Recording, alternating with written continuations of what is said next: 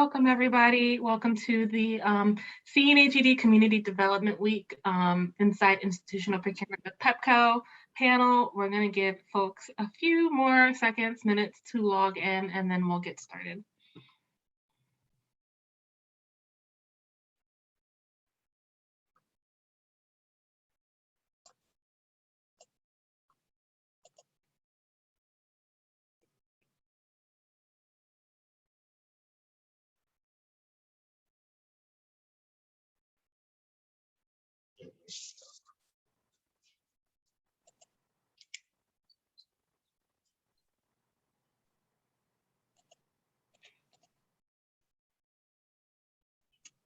Well, I definitely don't want to delay our panel and be respectful of folks' time. So we'll go ahead and get started. As I said, this is the Community Development Week Inside Institutional Procurement panel with Pepco.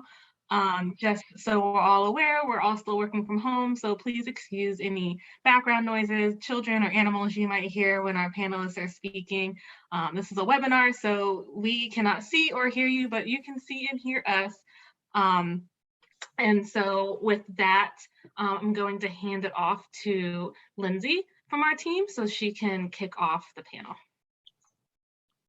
Great, thank you so much, Hallie, and thank you everyone for joining us for today's session. As Hallie mentioned, Inside Institutional Procurement with Pepco, our honored guests for the day.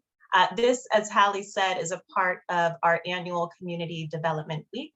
So my name is Lindsay Poole, and I serve as Vice President of Strategic Partnerships at CNHED, and I oversee our DC Community Anchor Partnership, or DCAP. For those of you who aren't as familiar with DCAP, it is our anchor collaborative of hospitals, universities, and utility companies. And we work with them on increasing market access to DC-based minority-owned businesses.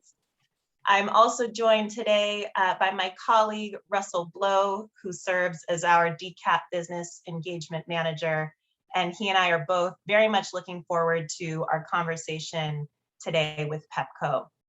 So this year's community development theme, you've likely seen it if you're here, is designing the future.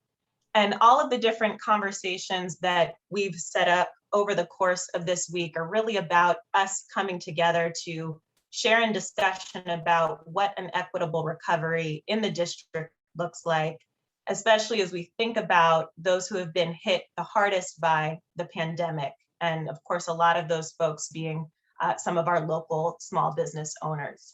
So you might have attended our session on Monday where we focused on the entrepreneurial mindset. We actually got to hear from two businesses that we work with through DCAP who also participated in CNHED's inaugural Elevate Executive Education Program, specifically for DC-based minority-owned business leaders. We run that program in very close collaboration and partnership with the George Washington School of Business. Yesterday's session, hopefully you had a chance to check that out. The focus there was on navigating lending options for small businesses, specifically in the district. For those of you who might not have been able to attend either session, I do want to encourage that you take a look at the replays of those different events, particularly if you are a small business and looking at different financing options for your business at this stage. We got a lot of great information and advice from the panelists in the session yesterday. Today's session, though, will focus more specifically on anchor institutions and the role that they play in supporting the growth of our local, small, and diverse businesses. And we'll do that through a conversation with our newest DCAP anchor member, Pepco. And I know all of us are very familiar with Pepco. They actually provide safe and reliable energy service to 890,000 approximately customers in DC and Maryland. Pepco is also a part of Exelon, which is not only a leader in as an energy provider, but Exelon is also a part of the Billion Dollar Roundtable. That means that they've spent at least $1 billion with minority and women-owned businesses. Huge feat. So today we'll learn about Pepco's commitment to supplier diversity. We're hoping that that will offer some best practices for the institutions who are present for you all to consider. We'll also hear from our panelists about their suggestions for how businesses can position themselves for competitiveness. And I do want to say, of course, we'll talk about that through the context of what it's like to do business with Pepco, though I'm very confident that the insights that our panelists will share will be relevant to businesses regardless of the type of business that it is that you're looking to pursue, whether that's within the private sector, with utilities, other large institutions or corporations, or even whether it's with local or federal government. So before we introduce and engage our panelists, I do want to provide a brief overview of the DCAP initiative. So I'm going to go ahead and share my screen.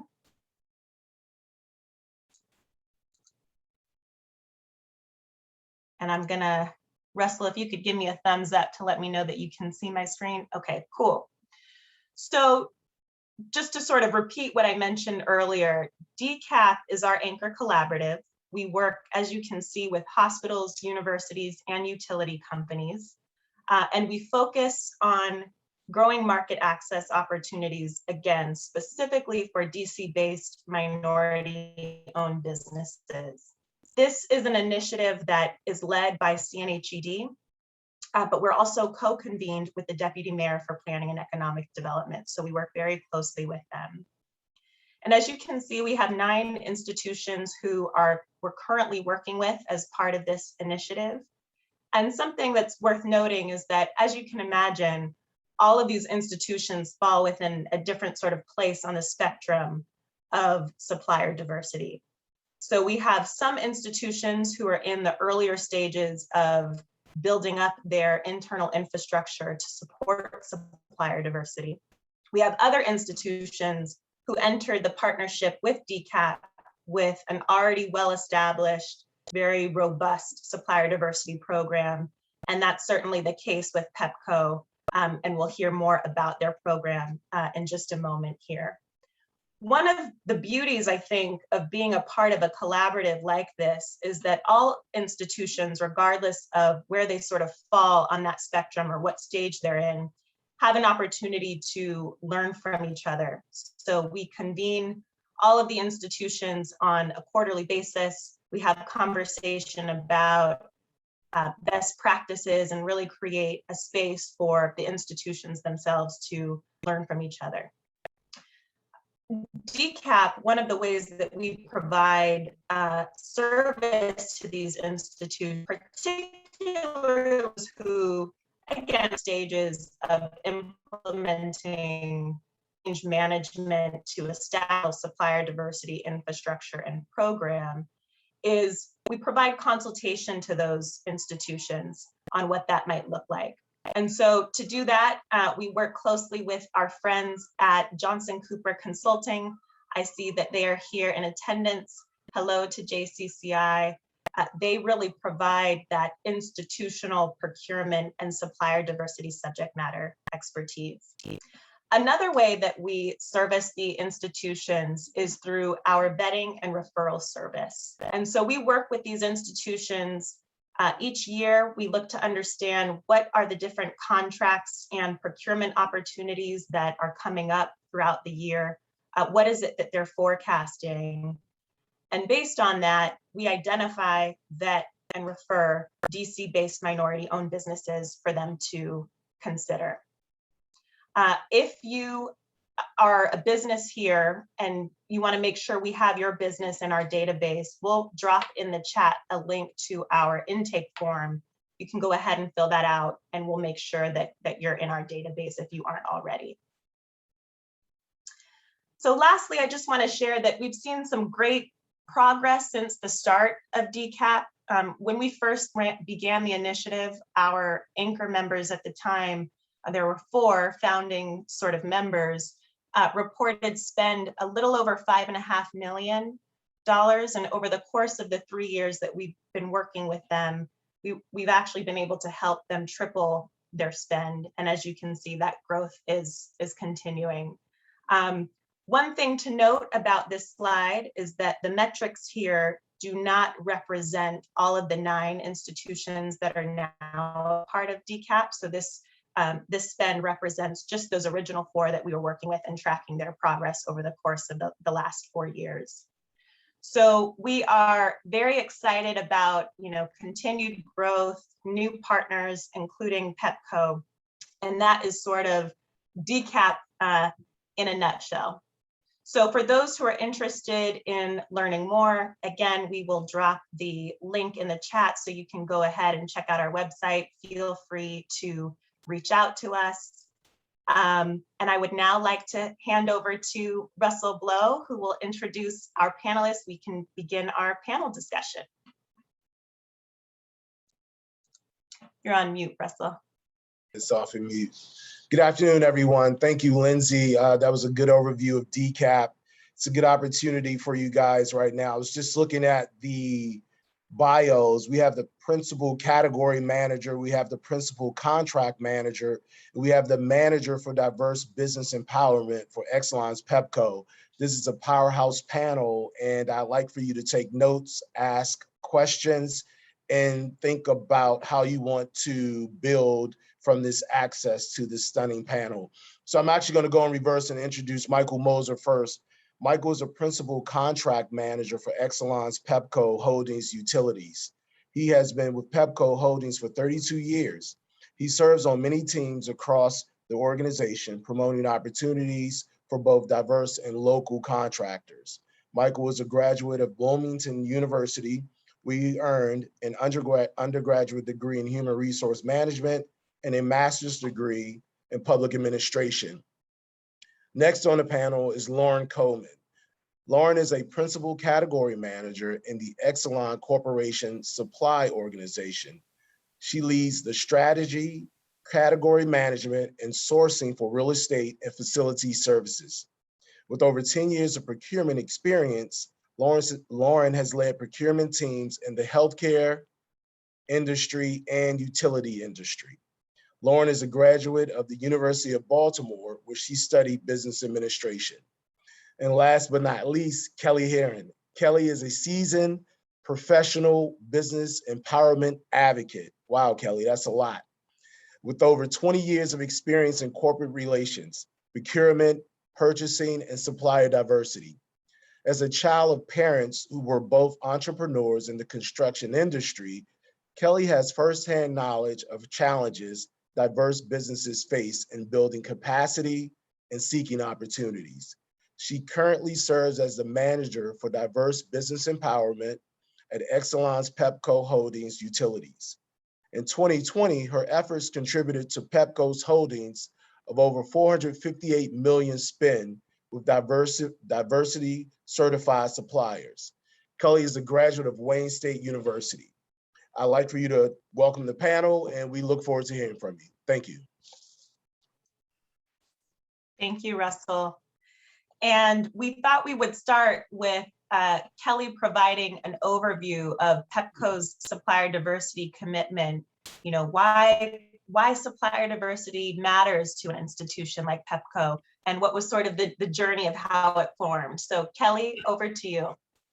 All right, thank you, Lindsay. Thank you, Russell. And I'd like to also thank my colleagues for joining me this afternoon, Lauren and Mike.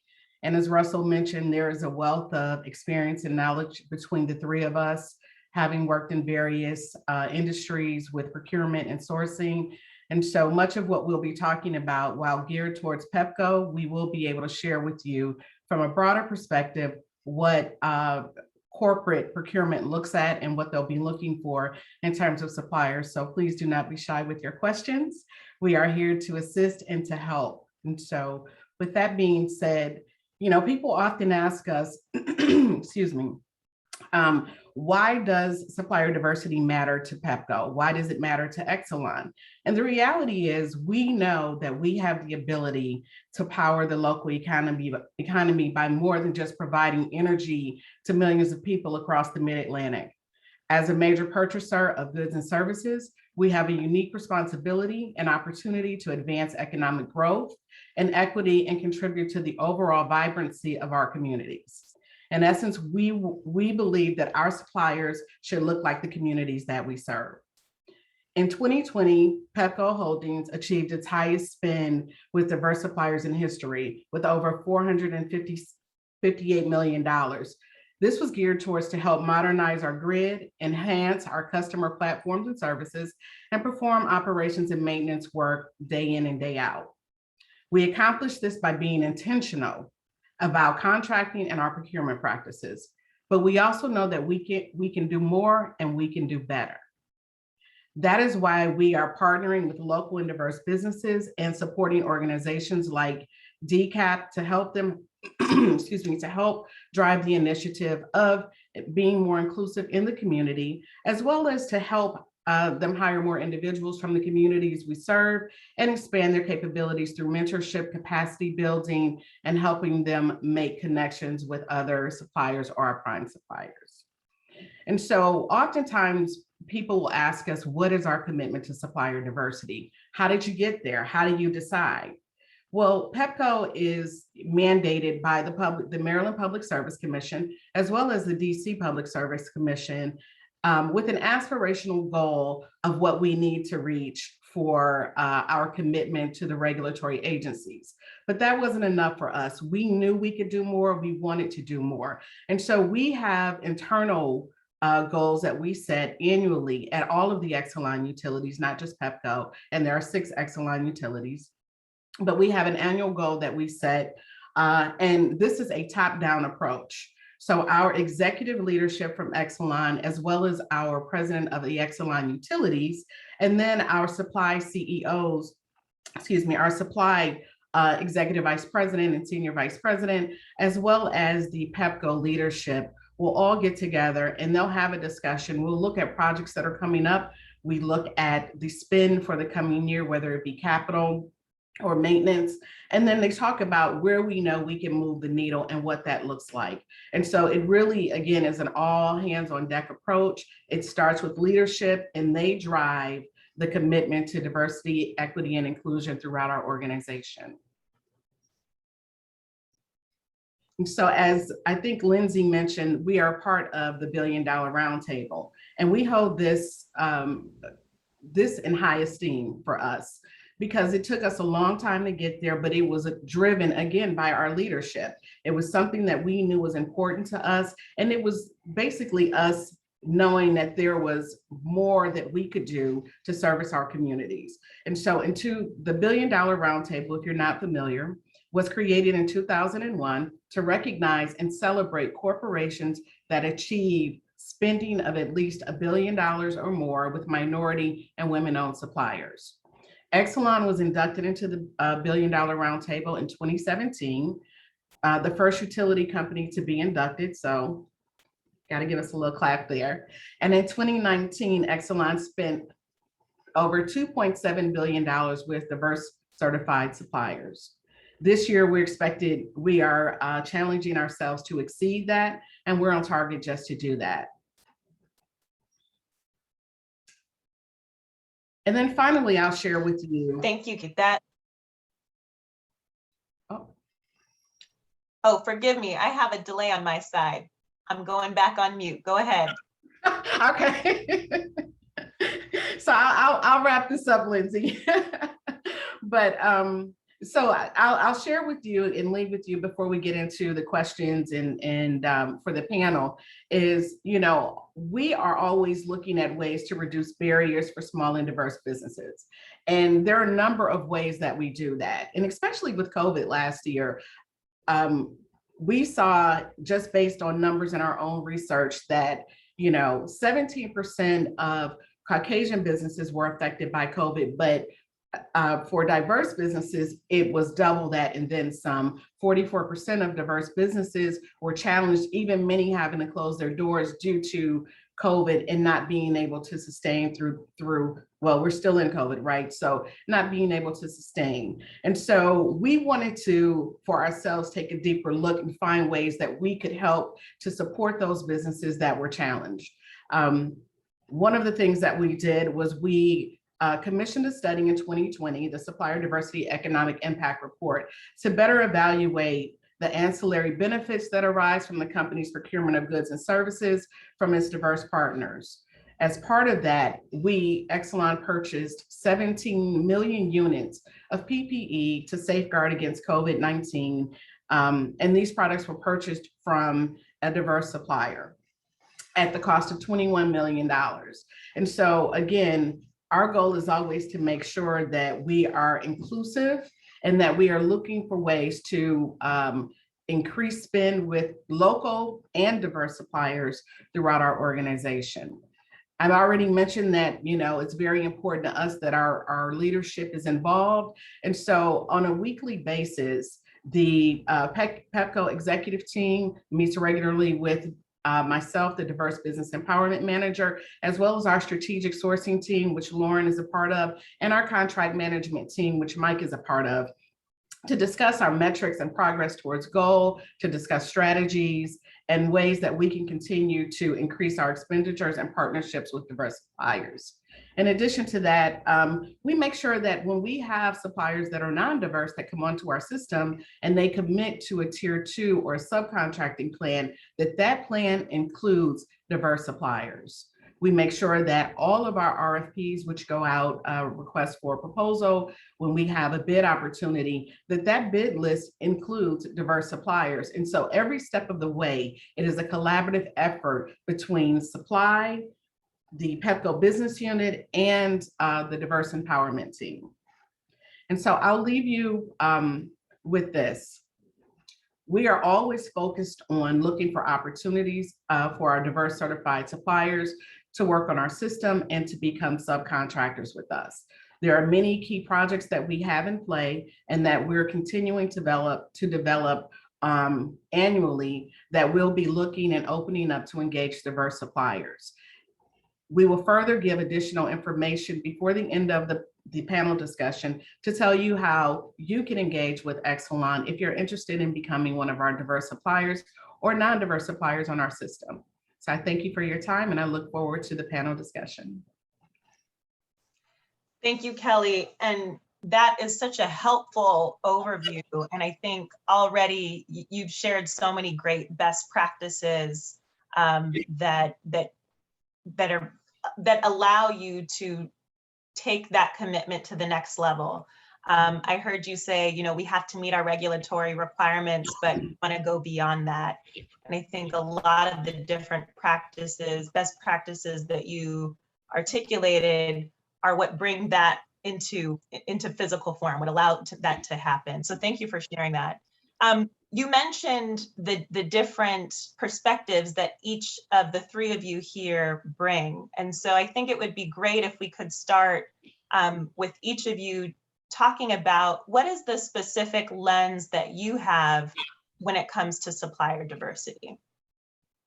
So I guess I'll start and then I will hand it off to Lauren and then Mike, if that's okay. So for the Exelon Diverse Business Empowerment team, when we're looking for suppliers or looking at suppliers, the first thing that we want to make sure is that they're diverse, right? And oftentimes what happens is we have suppliers that come and say, hey, I'm Hispanic owned, or I'm African American owned, or I'm woman owned. And then we say, okay, great, where's your certification? And then there's silence, right? Because they don't know that they have to have a certification in order for us to recognize that they're a diverse business. And so there are a number of agencies that we work with, to third-party certifying agencies that we work with that provide that certification. It can be the National Minority Supplier Development Council, it can be the state, it could be MDOT, but we want to make sure that they have that certification before we move forward. The other thing we look at is we want to make sure that they are a viable business, right? That they have taken the time to make sure, and as we say, and Mike and I had this conversation earlier, that all their ducks are in a row.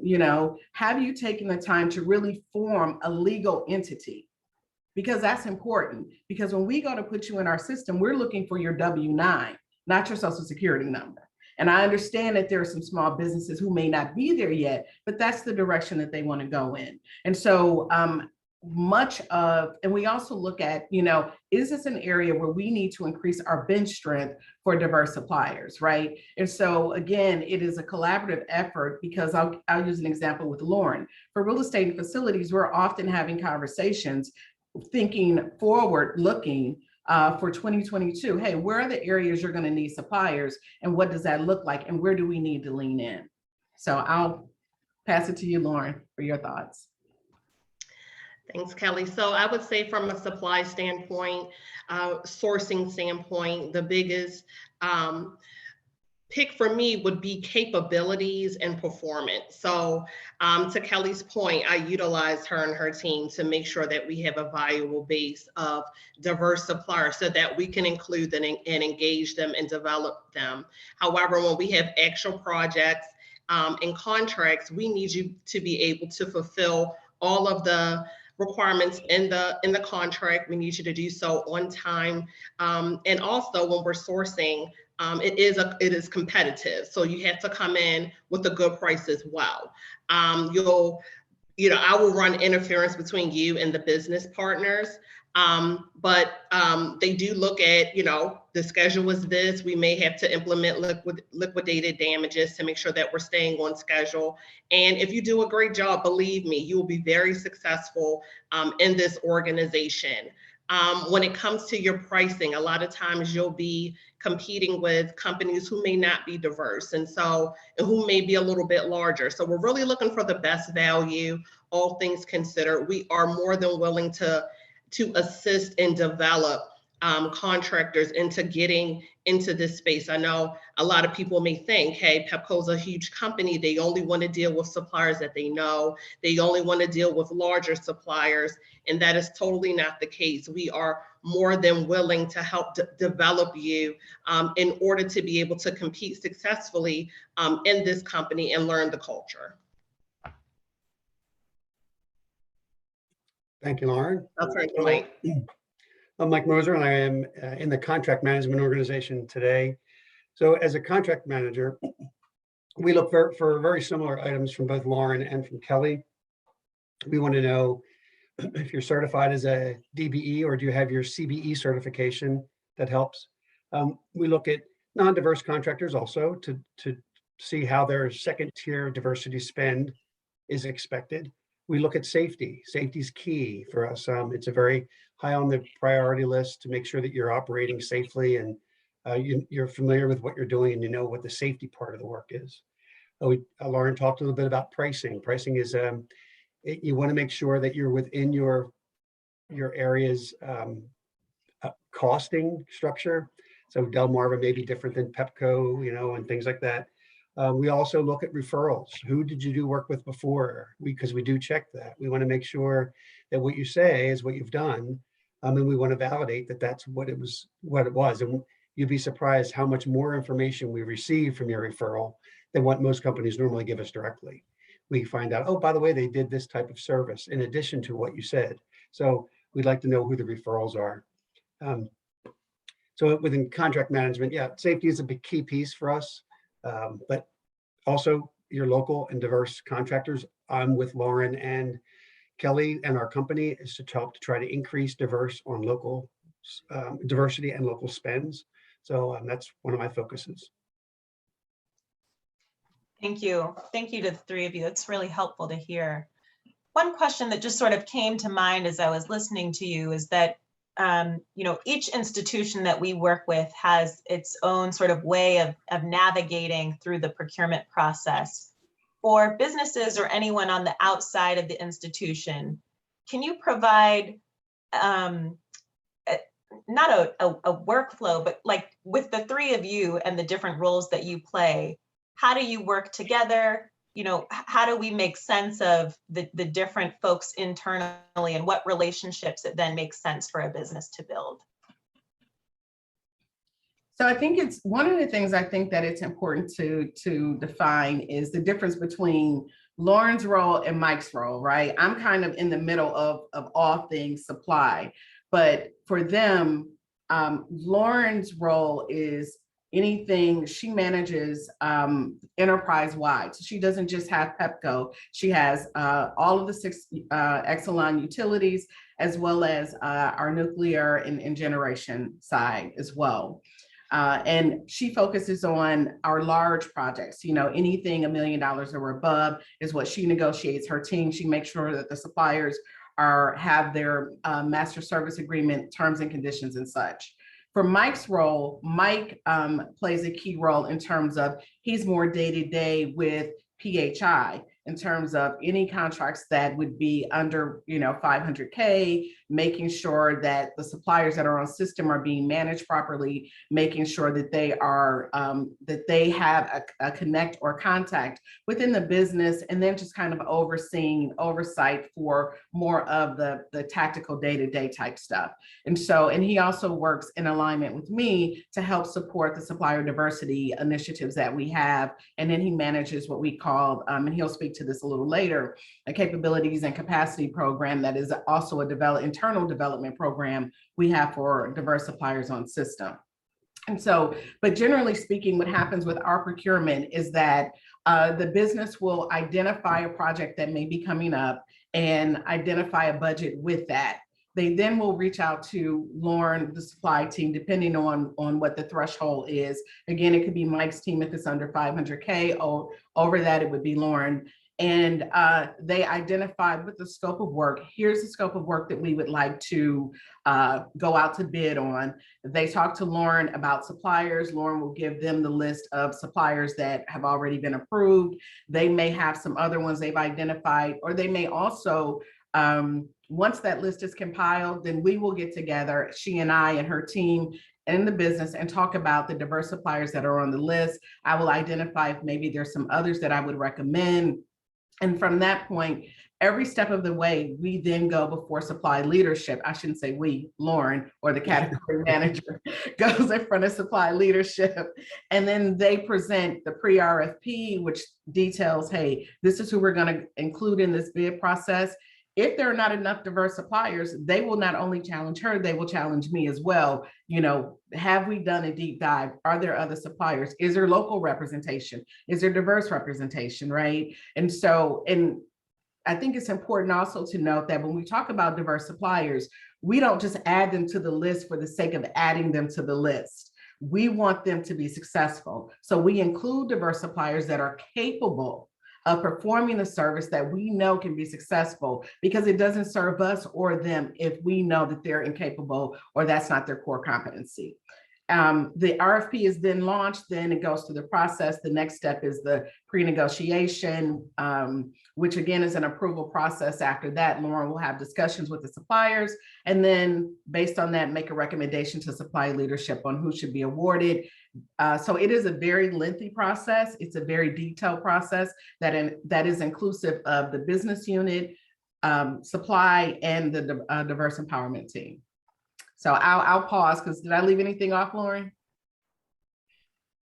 I don't think you left anything off, but I will say, that was really high level. It's a lot that goes on behind the scenes in order to get to that point. So, I think Kelly mentioned earlier, we plan these initiatives out way in advance just to make sure that we have the right representation at the table, that we have the right supplier database when it comes to local and diverse firms.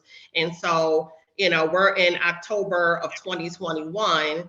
Well, we're looking into 2022 now. What are we going to look like this time next year, so that we can make sure that we're doing what we have to do now to make sure that we're meeting those goals for next year. So it's a lot that goes on behind the scenes to make sure we're getting to that point that Kelly just mentioned.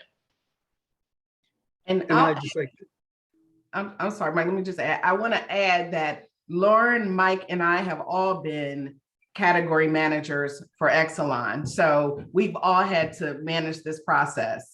So go ahead, Mike. one thing I think that maybe more upfront, and I think new potential contractors would want to know, is we do want them to register on our website. They have to go into our website, into the supplier section, and register. That information that's sent in there or populated by the contractors gives us a good gauge of what type of work they're interested in, what area of work they're interested in. And it helps us quite a bit. And actually, before we really can do business, we do require that the contracts register. contractor is registered there. So that's one thing I would recommend you all do if you have not, is to be sure that you register on the website. That will tell us, what types of work you're interested in, things like that. But yes, we're a great company to work for. We do have a lot of good requirements of things that we need to have in place before we can actually do work together. But no contractor is too small to do work with us. We have 2-3 men contractors, women, folks that work 2 or 3 people deep, but then we also have them that have hundreds. And we're not going to find a big, large company that we don't know about yet. And that's where we need to build our bench strength and make some of these smaller companies a larger company. And that's why we give opportunities out to smaller type companies to be able to help develop them. That's great, Mike. One of my questions was going to be, so what would you recommend as the first step for businesses interested in becoming suppliers with Exelon? So that's great. And we're getting a lot of pings in the chat about where to register. Thank you, Kelly, for providing the link. I'll ask one more question on this topic before I hand over to Russell, but to share one of the questions we got in the chat. What are some of the top capabilities that Pepco seeks in a small business supplier? Kelly, did you want to start or Yes, I pause because are we talking in terms of just from an overall broad business perspective, or are we talking specifically for a category in terms of core competencies?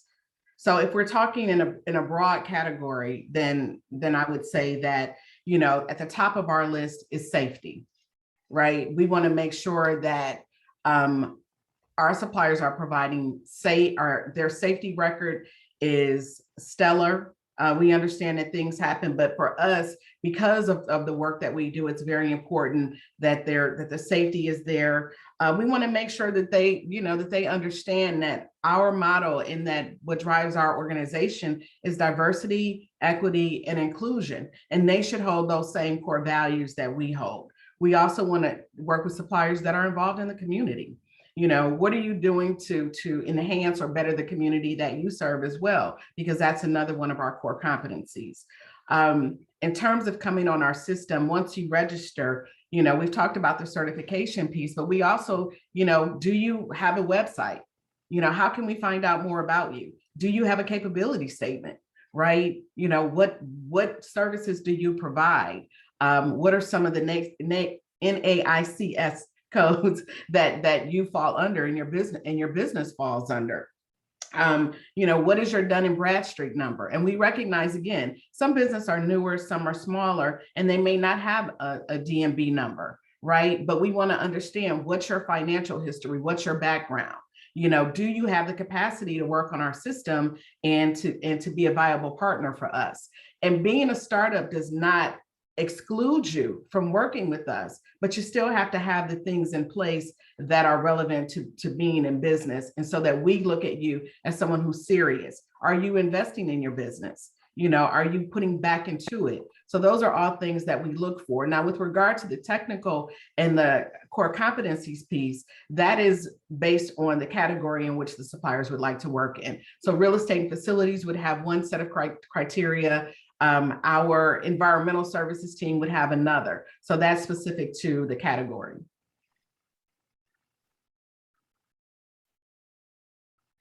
Yes, so I did see some of the questions in the chat. Yeah, I was going to go with the first question for all three of you guys. What more could be done to encourage other local companies and institutions to increase their minority spend? You guys seem to be doing a good job in leading the way on this diverse spend. So any recommendations, what more could be done just from your experiences? Yeah, I think leadership has to be involved at the highest level, because they're the ones that are going to drive the message down, right? And so as the message starts to filter through the organization, because you can't do supplier diversity without having the input of the employees who deal with they're the boots on the ground folks are dealing with the suppliers on a daily basis. So we need their input to tell us, how are the suppliers performing? Sometimes they hear about suppliers in a specific category before I may know. So having that input is relevant. The other thing is, one thing that we've done is we've set up a business advocacy team. So all of our utilities has a business advocacy team, and that team includes managers and directors from the different areas of the business, and that we identify together, where there's opportunity, where we can increase our bench strength, and we put in place strategies for their particular business unit, right? And so I think those, for me, are some key things that are really important. And then the third piece would be making sure you're engaging with third-party agencies and making sure that, whether it's a certifying agency or even in this forum, or some of the community agencies, the chambers of commerce, because they all have resources that may be able to help identify businesses that can help you or that can increase your bench strength. Yep. Michael or Lauren, do you want to offer some advice as well? Yeah, and I was going through it, just, there was a specific question. It looked like it popped up as, specifically what skill sets are we looking for? And we have, the list is very long. We have, being a utility, we have the need for all types of work, from electrical, larger transmission distribution type work, but we also have some facilities. Maybe there's drywall and there's some carpentry work. It's just, the list of commodities that we need is very large, because we perform quite a bit of work, different types of work. I don't want to just say, oh, we're only looking for a fabricator of steel. We're not looking just for that. We're not looking, maybe we need some traffic control. We have to have some road repair, milling. The list goes on and on. So if you have a skill set or a company that you have some proven track record that you can perform some work, we want to know about you. And it's mainly, if you're a CBE, that's great. If you're diverse, that's wonderful. Even if you're not, we never have enough. We have a lot of work, and we never have enough contractors to support us all. So I'll talk a little bit more about the other initiatives a little later. But yeah, Lauren. Sure. So just bringing it back to the question at hand. So I guess some advice where, we could give other companies who are looking to grow their diversity program, in addition to making sure that it's being driven by the top of the house, to set an attainable goal. Identify the areas where you could see that increase of diversity so that you can make that goal. And then each year you try to do more and more. I believe if you set the groundwork, making sure you have your good supplier database, making sure that those companies are actually, viable. And then you'll be able to continue to increase your diversity year over year. We've been able to have a lot of success in this company across Exelon in doing just that. Okay. All right, just one more question. This is the second question from Yvette Banfield. What is the best way for MBEs to solicit feedback if they're not awarded a contract?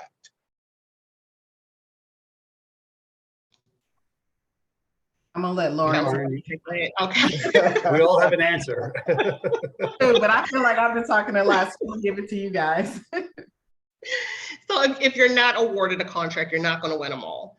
Definitely be sure to request a debrief from your supply contact, which would be your category manager. What we can do is we can do a deep dive into your bid. Say this is what went well, this did not go well. Even if it's something as simple as, hey, your pricing was just high. Now we cannot tell you who won the bid, nor can we tell you how much we awarded the bid. We can't give you that information, but what we can do is say, hey, you looked a little bit higher in this area versus your competitors. That's something that you may want to look at in the future. If there was something deficient with regards to any of the business aspects, it could be your scheduling, it could have been your approach to the scope. We'll have business representation on that call as well to kind of give you some feedback on how to make yourself more successful in the future. But I would say for every single award that you did not receive, always request a debrief from your supply contact. Right. Yeah, because that's the only way you would really know how to improve or where to improve your bids if you knew why you weren't successful the first time. And it, like Lauren said, we both worked for the same department in supply. So my wording is the same as hers. It's just, it's key to be able to get the information back is to find out why you weren't successful to make it better the next time. And honestly, what I said earlier, we're a great company to work for, but we have a lot of requirements. That's why you really need to better understand how we do business and what our needs are. And the first few bids you may not be successful at, but that's why we're here to help get you through that step. Right. We just had a question on the group chat. If you guys would be willing to share some contact information for future contact. I know it's a lot of companies protect their budget officers, contract officers, procurement folks, because you'll have 1,000 phone calls coming in on why they didn't get a contract. So I understand, but the question was posed. Feel free to put the information up there if you want general information or a general contact number. One more question for you. Hey, Russell.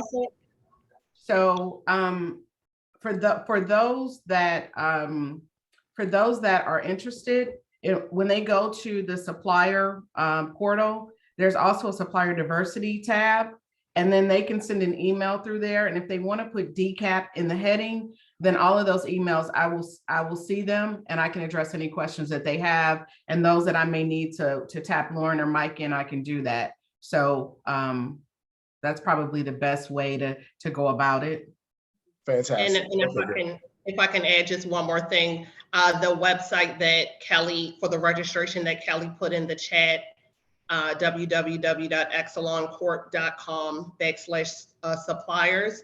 There is a tab that also says contact information. It includes everyone who's a category manager in supply, their name, their email, as well as the category that they support.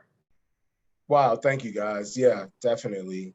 I really look forward to working with you as DCAP partners. You guys have been great today. It's not over with yet, but I just wanted to say thank you. One question Russell, is— before we move on, I do want to ask, because Mike, you made the point about persistence. And so I'm just wondering, amongst the three of you, if anyone can share a success story of a business who, yeah, maybe they didn't win their first or second or more contracts that they went after, but you also talked about development and working with businesses. So do you have any success stories of those who maybe didn't win a contract initially, but ultimately were able to successfully win one further down the road? It's just so many. So there is quite a few, and I don't know. We have had several success stories as recently as this, the past quarter. I'm not at liberty to discuss the contractors' names because we really can't share that information. But and this may lead me into another section of my speak. So I can wait till the end and walk right into the capacity piece.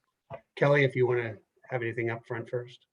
So I'll share, we've had a huge focus this year on DC-based businesses, diverse, not only diverse, but local businesses, right? And so this year, we brought on a diverse supplier in one of our support services space, and they actually worked as a subcontractor for one of our other suppliers for many, many years. And for whatever reason, they just could not make the leap over. And so when I started working with them, they were able to come over, but we were able to get them on system as a prime. And so now they are literally probably the competition, if you will, for this other supplier that had been on system years. So it kind of speaks back to what Lauren was saying about we are willing to work with some new suppliers on our system, but there are many, many examples in all of the categories that we have within the organization of suppliers that were not successful. And through coaching from the category manager and from the supplier diversity team, we have been able to get them to a place where they understand what the assignment is and what the ask is, and they are now successful. So I don't think we can identify just one. There's just so many, and we're constantly bringing on new suppliers. Yeah. Well, that's good news. Yeah. Again, we're always looking to build bench strength. We need to have contractors that can perform the work that we need. So there's plenty of work out there. Great. And Mike, I think you were getting into some of the capacity building work that you all offer. I think this would be a good time to share what Pepco Exelon is doing in the context of helping to develop suppliers. Good. That's why I wanted to wait to this section to start. But we have COC contractors. They're called contractors of choice, and they have been through a bidding process, and they are our foundation of our contracting world. And it's all the work doesn't just go to them, but they are our foundation to do that. We just recently went through a competitive bid to identify new contractors in that space. And some of those new contractors are of the diverse or local nature. And my role that Kelly talked about earlier with the capacity capability is to work with each of those contractors and work with our line of businesses to ensure that they are given opportunities to bid work. Sometimes the business says, well, I'm not familiar with ABC company or XYZ company, so I don't want to put them on my bid list. We require that they're on the bid list. And my role is to make sure that the contractors are introduced to the line of business so they feel comfortable when they're submitting bid proposals. So that's with our internal COC contracts, the ones that we have in place today. In addition to that, we have subcontractors that Kelly was talking about earlier, that they've been a subcontractor with a prime for quite a while. And they have the skill sets, they have the need, but they having a hard time getting into Pepco. So we have, it's called Capacity and Capability Initiative. And it's to identify contractors that have the skill sets and the needs and in the regions that we have them in. Maybe they worked as a subcontractor before for us, and which we do encourage all contractors to start as a sub, but to work and as a sub, and they come to us and we have this capacity initiative. We talk to them about their work, about their company, and then we try them out on the type of work that they say that they can perform. So just say they can perform some distribution work. We will start out and we can award them a small project for them to show us that they have the ability, the capability, all that in place to be able to be successful if we should ask them to do that. We do try to limit how much work we give them because we want to make sure that they're successful. We don't want to overwhelm them with the amount of work, and we want them to make sure that they have the ability to do the work, they have the ability to invoice for that work, they have the training and knowledge and the understanding of how we operate. So that's a capacity capability initiative that's there. And we have several companies that are going through that today. And all of them have worked with as a sub to our primes in the past, and they've been proven to be successful. Now, some of them our internal folks are saying, hey, we got to get them more work, get them more work. Our goal is to make sure that they can do it and they can do it successful and don't grow too fast. That's another concern, is that once you get in, then you never say no to work, and it can become a problem. But that's a capacity capability in a nutshell. Basically, it's you have some experience and knowledge, and maybe you've worked on our property in the past. I would be managing that initiative. That is excellent. And are you able to drop a link in the chat for those businesses who might be interested in learning more about that program? Yeah, so what would you like me to drop in the link? Oh, a link to where they can learn more information about that program. About contractors of choice, and then capability and capacity program. Yeah, both programs. And Yeah, I guess I don't know if either of them, or there's a site that talks about that. I think Okay. if they're interested, we'd have to speak with them. It's not I don't think we have a link or Internal anything. programs. Yeah, they're internal. So we identify the suppliers internally. Okay, that makes sense. Thank you for that. So with 5 minutes left, I think our last question, we'd love to hear from each of you. What is your biggest piece of advice for what businesses who are interested in doing business with an institution like yours? What is your top piece of advice of what they can do now to position themselves for competitiveness. And Lauren, why don't we start with you? Sure. So I believe Mike mentioned step one, you need to go register on the website. We do have a compliance check on that website. You'll be vetted by our compliance team to see if it's even viable for us to continue to do business. We'll make sure that there are no conflict of interest with regards to your leadership structure, your affiliation with public officials. So that's number one. Number two, I also mentioned that there is a contact list where you can reach out to all of the supply category managers based on the category.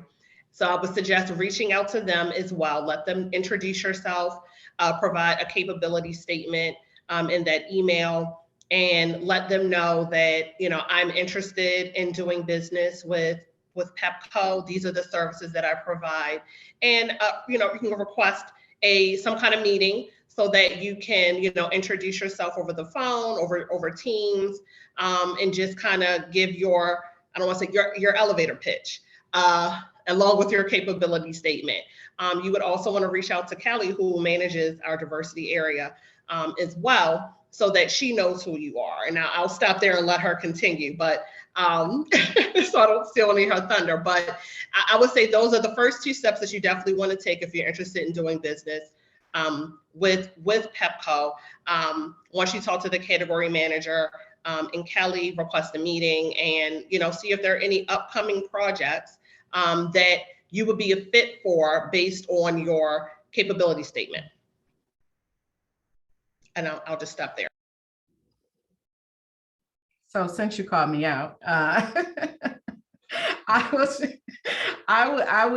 have a couple of things that I would add. So as far as sending the email, Lauren is correct. And I'm all about working smarter, not harder. So I would say when you email that category manager, feel free to CC me as well.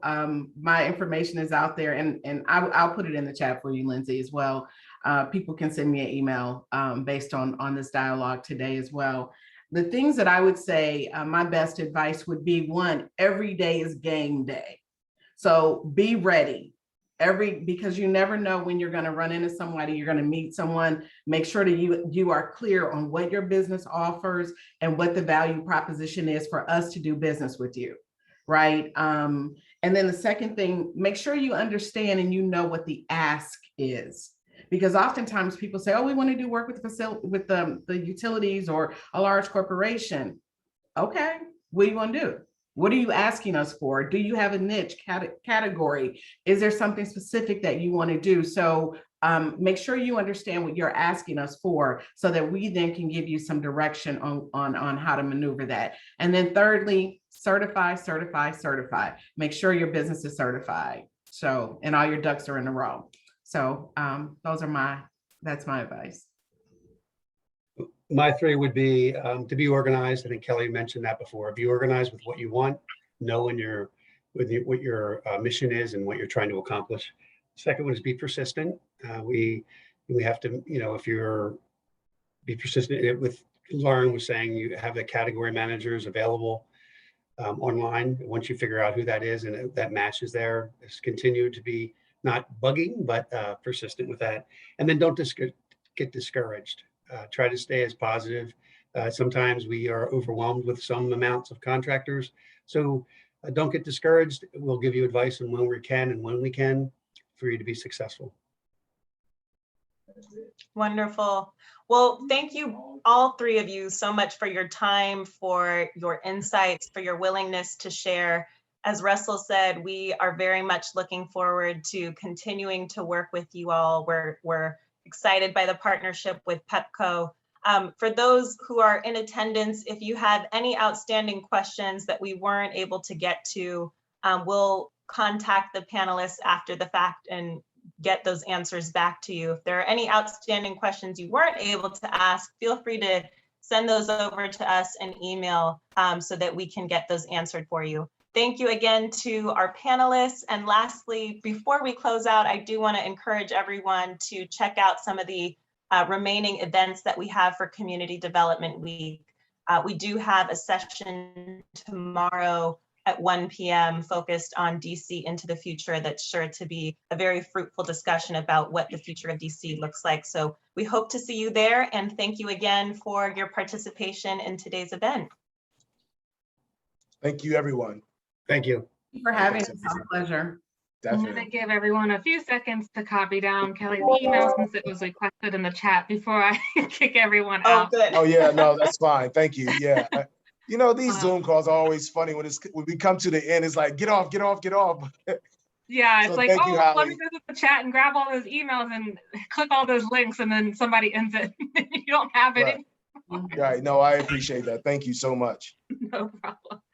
I am glad that the Zoom webinars record that, at least on our side. So thankfully we were able to have some documentation of it.